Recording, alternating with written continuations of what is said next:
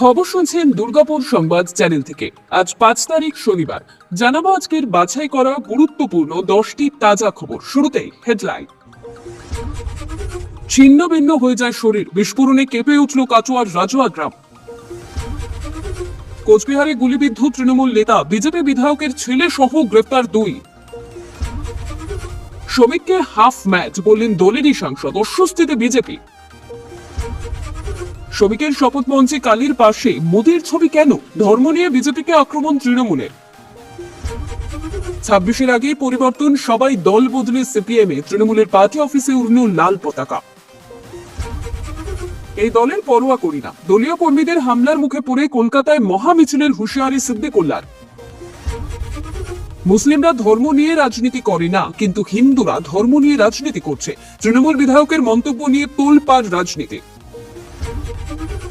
প্রতিদিন সঠিক এবং নির্ভরযোগ্য খবর পেতে সাবস্ক্রাইব করুন দুর্গাপুর সংবাদ চ্যানেল এবং নতুন আপডেট পেতে বেল আইকনটি অন করুন।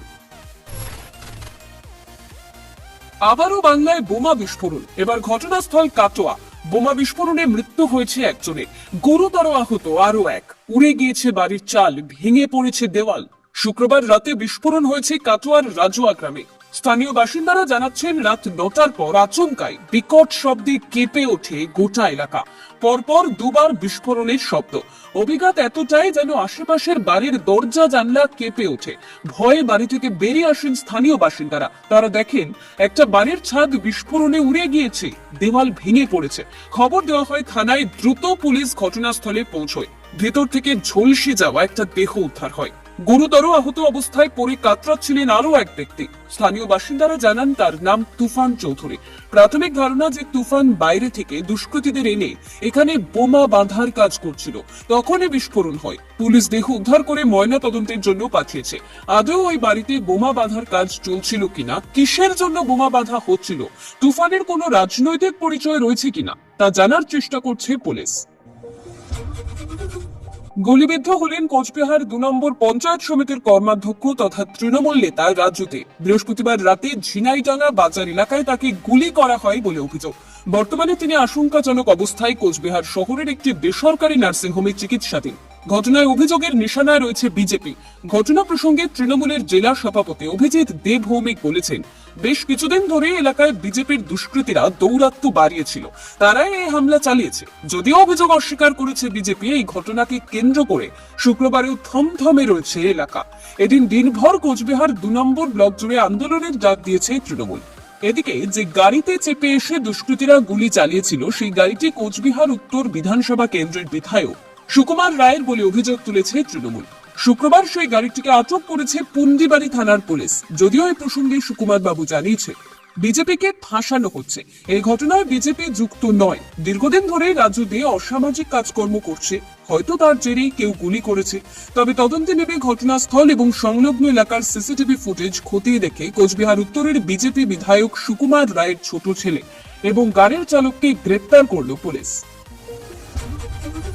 আমাদের একমাত্র পছন্দ ইসলাম ধর্ম, কারণ মুসলিমরা ধর্ম নিয়ে রাজনীতি করে না, কিন্তু হিন্দুরা ধর্ম নিয়ে রাজনীতি করছে। মালদার মানিকচকে তৃণমূল কংগ্রেস বিধায়কের এমন বক্তব্য সমাজ মাধ্যমে ভাইরাল। গতকাল যুব তৃণমূল কংগ্রেস 21শে জুলাই নিয়ে প্রস্তুতি সভার আয়োজন করে। সেই সভায় মানিকচকের বর্ষিয়ান তৃণমূল কংগ্রেস বিধায়ক সাবিত্রী মিত্রর মন্তব্য নিয়ে বিতর্কের ঝড় জেলা জুড়ে। বিধানসভা ভোটের আগে এই ধরনের ধর্মীয় উস্কানি রাজনীতির অন্য কৌশল বলে মনে করছে সকলে। হিন্দুদের ভাবাবেগে আঘাত, মুসলিম ভোটের জন্য হিন্দুদের ভাবাবেগে আঘাত করছে তৃণমূল, এ নিয়ে পাল্টা তরজায় নেমে পড়েছে বিজেপি।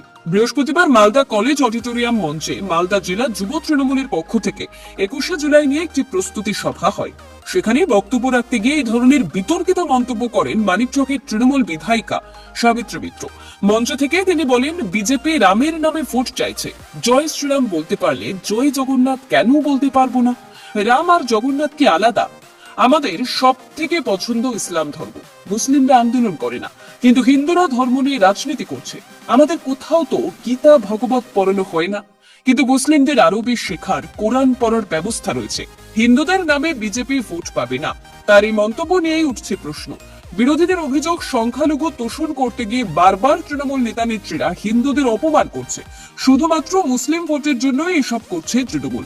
যদিও সংবাদ মাধ্যমের সামনেও নিজের বক্তব্যের সপক্ষে সওয়াল করেছেন সাবিত্রী। তিনি বলেছেন, বিজেপি বলছে তৃণমূল মুসলিমদের দল, আমরা মুসলিম, আর বিজেপি নাকি হিন্দুদের দল। সমগ্র ঘটনা নিয়ে শুরু হয়েছে জোর রাজনৈতিক চর্চা। মুসলিম ভোট পাওয়ার জন্য তৃণমূল বারবার হিন্দুদের ভাবাবেগে আঘাত করেছে। সামনের ভোটে মানুষ এর জবাব দেবে। বিজেপির নবনির্বাচিত রাজ্য সভাপতি শ্রমিক ভট্টাচার্যকে হাফ ম্যাড বলে আক্রমণ করলেন বিজেপির রাজ্যসভার সাংসদ নগেন্দ্র রায় ওরফে অনন্ত মহারাজ। এদিন পৃথক রাজ্যের প্রশ্নে শ্রমিক ভট্টাচার্যকে এই তকমা দেন অনন্ত। শুক্রবার বিকেলে কালিয়াগঞ্জের বরুণা অঞ্চলের গোয়ালগাঁও ময়দানে সভা করেন গ্রেটার কোচবিহার পিপলস অ্যাসোসিয়েশনের নেতা অনন্ত মহারাজ। সভা শেষে সাংবাদিকদের সঙ্গে কথা বলতে গিয়ে শ্রমিক ভট্টাচার্যের নতুন সভাপতি হওয়া প্রসঙ্গে তিনি বলেন, ওনার সঙ্গে কথা হয়েছে, উনি হাফ ম্যাড।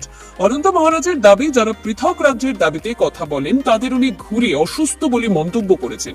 শ্রমিক ভট্টাচার্যকে বুর্বাক অর্থাৎ বোকা বলেও আক্রমণ করেন অনন্ত। একই সঙ্গে অনন্ত মহারাজ জানান, আগামী বিধানসভা ভোটে বাংলায় পরিবর্তনের সম্ভাবনা নেই। দলের সাংসদের এই মন্তব্যে অস্বস্তিতে পড়েছে বিজেপি। কেউ এ নিয়ে মুখ খুলতে না চাইলেও অনন্ত মহারাজের অবস্থান যে বিভ্রান্তিকর পরিস্থিতি তৈরি করছে তা স্বীকার করে নিচ্ছে দলের অনেক নেতাই। বিজেপির নতুন রাজ্য সভাপতির শপথ মঞ্চে মা কালীর ছবি, তার পাশে আবার পূজারী রূপে জ্বলজ্বল করছে প্রধানমন্ত্রী নরেন্দ্র মোদী। বৃহস্পতিবার সায়েন্স সিটি অডিটোরিয়ামে শ্রমিক ভট্টাচার্যের শপথ অনুষ্ঠানের এই ছবি নিয়ে নতুন করে শুরু হয়েছে রাজনৈতিক বিতর্ক। এই ছবি দেখিয়ে ধর্ম নিয়ে বিজেপিকে তোপ দেখেছে তৃণমূল। শুক্রবার সাংবাদিক সম্মেলন করে রাজ্যের মন্ত্রী তথা তৃণমূলের অন্যতম মুখপাত্র শশী পাঁজা স্পষ্ট এ নিয়ে আপত্তি তুললেন। তার প্রশ্ন, রাজনৈতিক মঞ্চে মা কালীর ছবি কেন? এদিকে বিজেপির অন্তরেও এ নিয়ে গুঞ্জন শুরু হয়েছে। রামের বদলে কেন কালীর ছবি?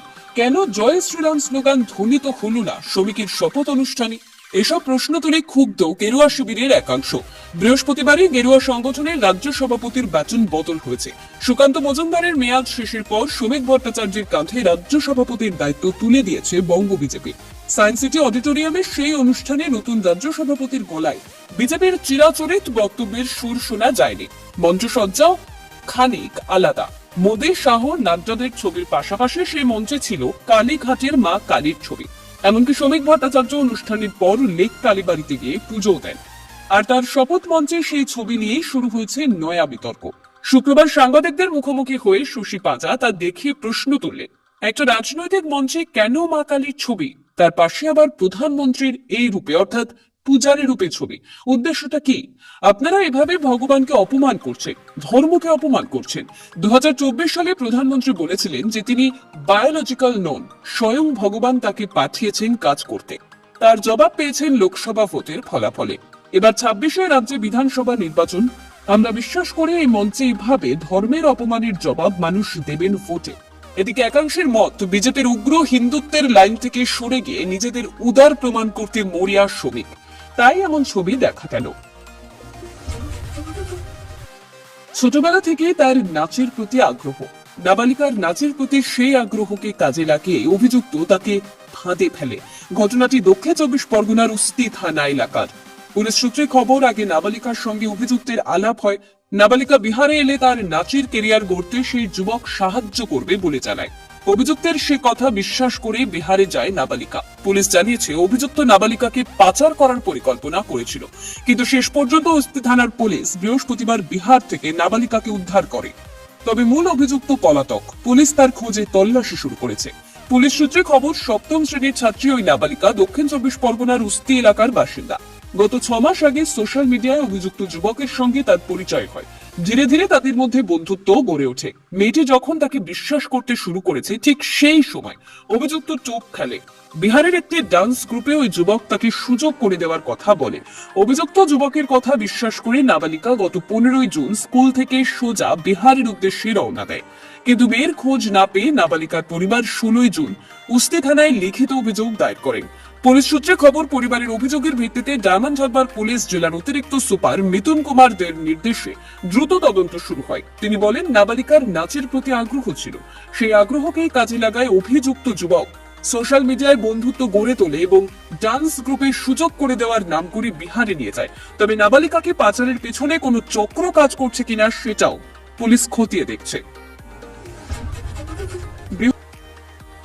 বৃহস্পতিবার রাতে ডোমকলের 16 নম্বর ওয়ার্ডে হলো দলবদল। 2021-এর পর তৃণমূলের হাতে দখল হওয়া সিপিএম এর অফিসেরও দখল ফেরালো সিপিএম। বৃহস্পতিবার রাতে ডোমকলের সিপিএম এরিয়া কমিটির সম্পাদক মোস্তাফিজুর রহমানের হাত থেকে সিপিএম এর পতাকা তুলে নেন যোগদানকারীরা। দলবদলকারীদের দাবি, তৃণমূলের 16 নম্বর ওয়ার্ডের বুথ সভাপতির নেতৃত্বে দুর্নীতি হচ্ছে, আবাস প্রকল্পে হয়েছে লাগাম ছাড়া দুর্নীতি, তাই তৃণমূল ছেড়ে সিপিএম এ। 16 নম্বর ওয়ার্ডের তৃণমূল সভাপতি ডোমকল বিধায়ক জফিকুল ইসলামের দাদা জাহাঙ্গীর মন্ডল, তার বিরুদ্ধে দুর্নীতির অভিযোগ আনছেন তৃণমূল ছেড়ে সিপিএম এ যোগদানকারীরা। যদিও ডোমকলের বিধায়কের দাদা 16 নম্বর ওয়ার্ড তৃণমূল সভাপতি জাহাঙ্গীর মন্ডলের দাবি দুর্নীতির অভিযোগ মিথ্যা, যোগদানকারীরাও তৃণমূল করতেন না বলে দাবি তার। সিপিএম এর ডোমকল এরিয়া কমিটির সম্পাদক মোস্তাফিজুর রহমানের দাবি, তৃণমূলের দুর্নীতির প্রতিবাদে এই যোগদান। বেশ কিছু নির্বাচনে এই ধারাবাহিকভাবে ওয়ার্ডে লিড পাচ্ছে তৃণমূল। লিড ছিল লোকসভা নির্বাচনেও। বিধানসভা নির্বাচনের আগে এই দল বদল এলাকায় কোনো প্রভাব ফেলবে কিনা সেদিকেও নজর রাজনৈতিক মহলে। আর এবার নিজের কেন্দ্র মন্তেশ্বরে হামলার মুখে পড়ে কড়া হুঁশিয়ারি দিলেন রাজ্যের গ্রন্থাগার মন্ত্রী এবং মন্তেশ্বরের বিধায়ক সিদ্দিকুল্লাহ চৌধুরী। বৃহস্পতিবার 21শে জুলাইয়ের প্রস্তুতি সভায় যোগ দিতে গিয়ে বিক্ষোভ এবং হামলার শিকার হন তিনি। অভিযোগ, মালডাঙ্গা এবং মন্তেশ্বর বাজার এলাকায় তার কনভয় পৌঁছতে কিছু ব্যক্তি ঝাঁটা কালো পতাকা দেখিয়ে গো ব্যাক স্লোগান দিতে থাকেন। এরপর চিটিংবাজ, ধাপ্পাবাজ বলে ইট, রড এবং লাঠি দিয়ে মন্ত্রীর গাড়িতে হামলা চালানো হয়। মন্ত্রী নিজেও আরো 6 জন আহত হন। তার দাবি, তৃণমূলের কর্মীরা এই হামলায় জড়িত। অভিযোগ উঠেছে মন্তেশ্বর পঞ্চায়েত সমিতির সভাপতি আহমেদ হোসেন শেখের বিরুদ্ধে। ঘটনার পর জেলা পুলিশ সুপারের দফতরে গিয়ে অভিযোগ জানান মন্ত্রী। পুলিশের ভূমিকা নিয়ে ক্ষোভ প্রকাশ করে বলেন, তারা চুপ করে দাঁড়িয়েছিল। যদিও পুলিশ সুপার দুঃখ প্রকাশ করেছেন বলে জানান তিনি। এই পরিস্থিতিতে মন্ত্রীর হুঁশিয়ারি, যদি দল ব্যবস্থা না নেয় তবে আগামী 10ই জুলাই কলকাতায় মহা মিছিল হবে। তিনি বলেন, আমার নেতৃত্বে 1200 মাদ্রাসা, 450 জামিয়াত ইউনিট, 20 লক্ষ সদস্য রয়েছে। প্রয়োজনে দল ছেড়ে দেব, দলের পরোয়া নেই। সিপিআইএম এর আমলে যেমন আন্দোলন করেছি, এবারেও করব। অন্যদিকে জেলা তৃণমূল মুখপাত্র প্রসেনজিৎ দাস বলেন, ঘটনা খতিয়ে দেখা হবে। আমার মনে হয় বিরোধীরা মিলেই এই অশান্তি করেছে। ভোট যত এগোবে বিরোধীদের চক্রান্ত তত বাড়বে। প্রাথমিকের 32,000 নিয়োগ বাতিল মামলায় বৃহস্পতিবার কড়া পর্যবেক্ষণ সামনে আনলো কলকাতা হাইকোর্ট। হাইকোর্টের বিচারপতি তপব্রত চক্রবর্তী দিন স্পষ্ট জানিয়ে দিয়েছেন, কে সুবিধা পেয়েছে কে পায়নি সেটা বিচার্য নয়, আমরা দুর্নীতি দেখলে পদক্ষেপ নেব। এদিন মামলার শুরুতে শিক্ষকদের একাংশের আইনজীবী অনিন্দ্য মিত্র বলেন, স্পাইরাল বাইন্ডিং সংক্রান্ত তথ্য কিভাবে গ্রহণযোগ্যতা পেল? বোর্ড তো কোনো বাধা দেয়নি। 2014 সালের টেস্ট, কিন্তু নিয়োগ প্রক্রিয়া শুরু হয় 2016 সালে। ওয়েমার শিট মূল্যায়নের দায়িত্ব ছিল এসবিএসসি রায় সংস্থার হাতে। দুর্নীতি হলে সেটা তো টেট সংক্রান্ত, নিয়োগ প্রক্রিয়ার নয়। এরপরে বিচারপতি প্রশ্ন তোলেন, দুটোই তো একে অপরের সঙ্গে সম্পর্কিত। একটিকে দুর্নীতি বলে সেটির প্রভাব নিয়োগেও পড়তে পারে। সওয়ালে অনিন্দ্য মিত্র আরো বলে, যত শূন্যপদ ছিল তার থেকেও বেশি নিয়োগ হয়েছে ঠিকই, কিন্তু তাই বলে আমরা নিয়োগ খারিজের পক্ষপাতী নই। তৎকালীন প্রাথমিক শিক্ষা পর্ষদের সভাপতি গ্রেপ্তার হয়েছিলেন ঠিকই, কিন্তু সেটা নিয়োগ নয়, দুর্নীতির জন্য। আর একক বেঞ্চের নির্দেশে যদি সকলের নিয়োগই বাতিল হয় তাহলে প্রশ্ন ওঠে ন্যায় বিচার নিয়ে। সকলের ক্ষেত্রে দুর্নীতি হয়েছে এটা আদালত কিভাবে ধরে নিচ্ছে? যার প্রত্যুত্তরে বিচারপতির কড়া জবাব। আমরা দেখব কে দুর্নীতির সুবিধা পেয়েছে, কে পায়নি, সেটাই খতিয়ে দেখা হবে। দুর্নীতি দেখলেই আমরা ব্যবস্থা নেব। ভরা সন্ধ্যায় বাগবিতণ্ডা দলের বর্ষিয়ান বিধায়কের সঙ্গে এক তরুণ নেতার। আঙুল উঁচিয়ে কথাবার্তা, দুপক্ষকেই থামানোর চেষ্টা অন্যদের।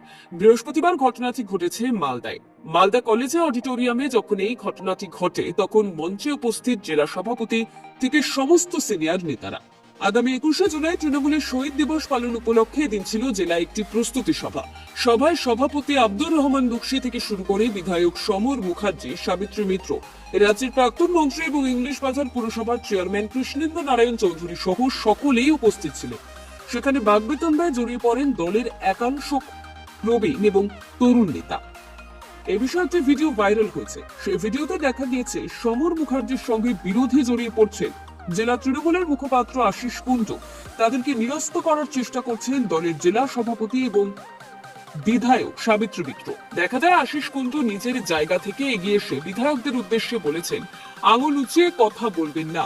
যদিও ভিডিওর সত্যতা যাচাই করেনি আজকাল ডটিং। এ বিষয়ে আশিস কুন্ডু কিছু বলতে না চাইলেও সমর মুখার্জি বলেন, দলে একটাই পদ মমতা ব্যানার্জি এবং অভিষেক ব্যানার্জি। যদিও বাগবিতণ্ডার কথা অস্বীকার করেছেন দলের জেলা সভাপতি আব্দুর রহমান বক্সী বলেন, কিছুই হয়নি, অথচ মিডিয়া খবর করে দিল। কি কথা হয়েছে সেটা কি শোনা যাচ্ছে? রাজ্যের প্রাক্তন মন্ত্রী কৃষ্ণেন্দু নারায়ণ চৌধুরী বলেন, একটা ভিডিও ভাইরাল হয়েছে, এ বিষয়ে যার সিদ্ধান্ত সেটা দলের শৃঙ্খলা রক্ষা কমিটি নেবে। তবে সরাসরি বিষয়টির নিন্দা করছেন জেলা তৃণমূলের সহ সভাপতি শুভময় বসু। তিনি বলেন, একজন প্রবীণ বিধায়ক যাকে মুখ্যমন্ত্রী মমতা ব্যানার্জি এবং অভিষেক ব্যানার্জি পর্যন্ত শ্রদ্ধা করেন, তাকে প্রকাশ্যে এ ধরনের কথা বলা কখনোই কাম্য নয়। নদিয়ার চাপড়া গভর্নমেন্ট জেনারেল ডিগ্রি কলেজের অধ্যক্ষ সুভাষিস পান্ডেকে মারধরের অভিযোগ উঠেছে তৃণমূল কর্মীর ভাই অজয় ঘোষের বিরুদ্ধে। অধ্যক্ষ অভিযোগ করেন, সরকারি জায়গায় পরিবেশ সচেতনতামূলক বোর্ড বসানো নিয়ে বাঁধে বচসা। এরপরে নিরাপত্তা রক্ষীর সামনে তাকে বেধড়ক মারধর করা হয়। সুভাষিস বাবু 2021 সাল থেকে কলেজে কর্মরত। কীট পতঙ্গ রক্ষা এবং কৃষির উন্নয়ন নিয়ে গবেষণার পাশাপাশি তিনি পরিবেশ রক্ষার কাজ করে আসছেন। কিন্তু স্থানীয় প্রভাবশালী একটি গোষ্ঠী সরকারি জায়গা পরিষ্কার করে জবরদখল করছে বলে অভিযোগ। অধ্যক্ষ সেই সব এলাকার বোর্ড লাগালে তা ভেঙে দেওয়া হয় না। পরে বুধবার ফের মেরামত করতে গেলে তার উপর চড়াও হয় অজয় ঘোষ। অধ্যক্ষের দাবি, অভিযুক্তের ভাই তৃণমূলের হাটখোলা গ্রাম পঞ্চায়েতের সদস্য। ঘটনার পর তাকে হাসপাতালে ভর্তি করতে হয়। তিনি কান্না জড়িত গলায় বলেন, এখানে ট্রান্সফার দিন, না হলে চাকরি ছেড়ে দেব। অন্যদিকে অভিযুক্ত অজয় ঘোষ বলেন, তখন আমার মানসিক অবস্থা ভালো ছিল না, আমি রেগে গিয়েছিলাম, আমি স্বীকার করছি আমি ভুল করেছি। চাপড়া থানায় লিখিত অভিযোগ দায়ের হলেও এখনো পর্যন্ত তদন্ত চলছে। কিন্তু অধ্যক্ষের প্রশ্ন, আমি কি এখানে সুরক্ষিত? তাদের সঙ্গে যোগাযোগ রাখি। এতক্ষণ খবর শুনছিলেন দুর্গাপুর সংবাদ চ্যানেল থেকে। খবর আজকের মতন এই পর্যন্তই। খবরগুলো আপনার কেমন লাগলো অবশ্যই কমেন্ট করে জানাবেন এবং নিয়মিত সঠিক খবর শোনার জন্য দুর্গাপুর সংবাদ চ্যানেলটিকে সাবস্ক্রাইব করে রাখুন। দেখা হচ্ছে পরবর্তী ভিডিওতে। ধন্যবাদ।